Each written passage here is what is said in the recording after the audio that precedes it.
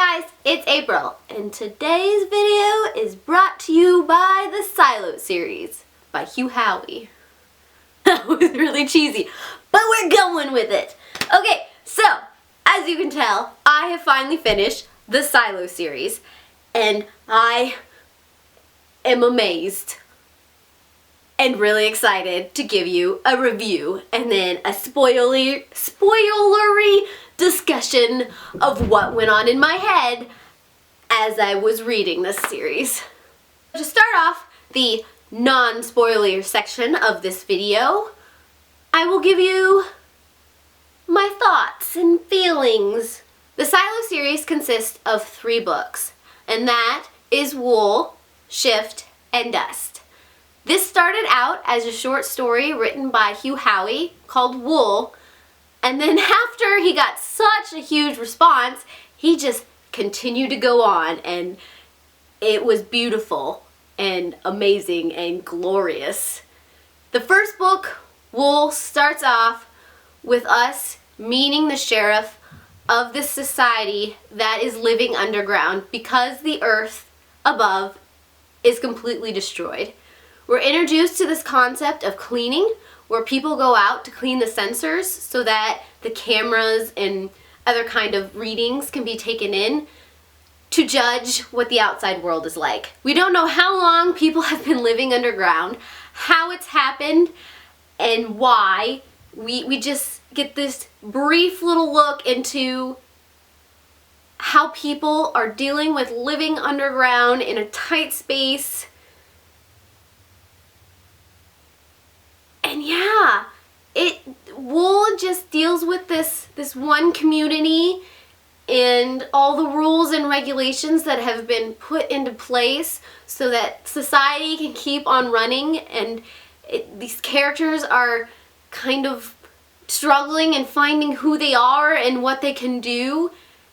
And then the next book, Shift, kind of gives us a prequel, a past look on how we got to where we were in the first book with this community living underground. And then Dust is the after effects of what happens in Wool and how the people are still struggling, but they're having a revolution about what and who and how they live, and it goes off from there.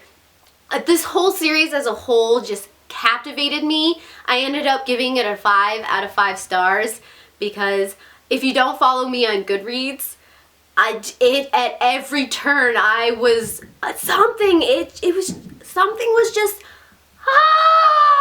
I had words and I wanted to say them, but I didn't want to spoil the whole universe for what was going on.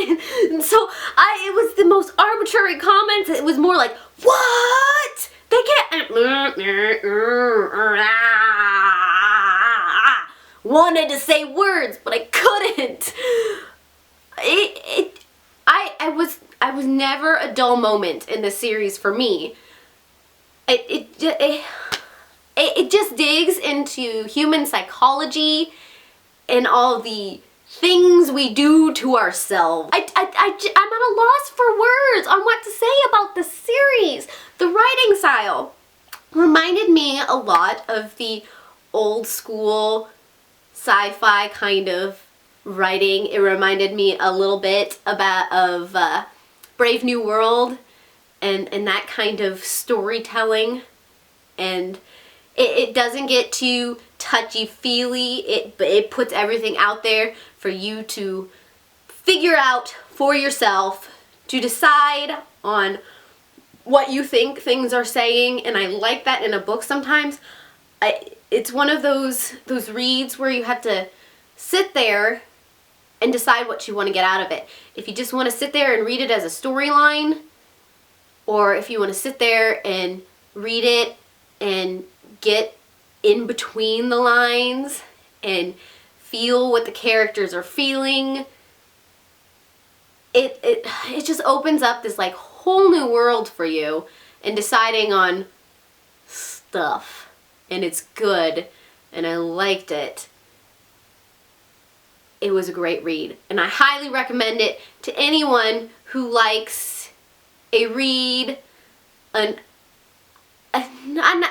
an adult read. It's an adult fiction book. At least it is in my mind. And if you want to read about human nature and what we can do to each other, and you like dystopian sci-fi stuff, pick up this series. It is amazing.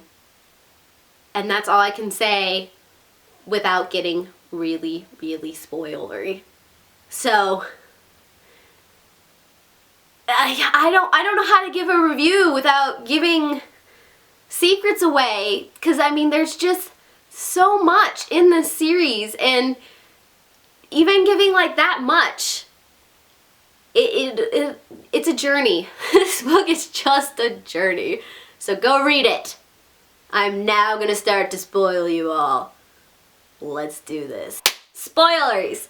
Spoilers. Okay, at the beginning of this, everyone always dying. I mean, oh! You get attached to people and then they just die. I mean, first we lost the sheriff and then we lost the mayor. I didn't know what to think. But Juliet, I really came to really, really like Juliet. There were times that I wanted to shake and strangle and what are you thinking, Juliet? There's more things important than just flat out revenge for what's going on. But, you know, she turned around in the end when she's like, yeah, maybe I'm just repeating cycles. And I need to think about making things better rather than continuing the violence. And I like that at the end, how she comes to that conclusion. Even though she's lost so much in her life. I mean, she's loved a grand total of 2 people and both of them are killed because they're thinking outside the box. Come on. I don't know if this is showing my age or what I come from, but I honestly believed when I was first reading Wool that the world got the way it was because of a nuclear disaster, because of global warming or some kind of chemical issue. It didn't even enter my mind that it was technology, that nanobot, nanogenie type things could be programmed to pull us apart. Maybe that's the, you know, idealist in me that wants to believe that technology can only be used for good and healing and beautifulness. But I did not see that. How did I not see that coming? Did you see that coming?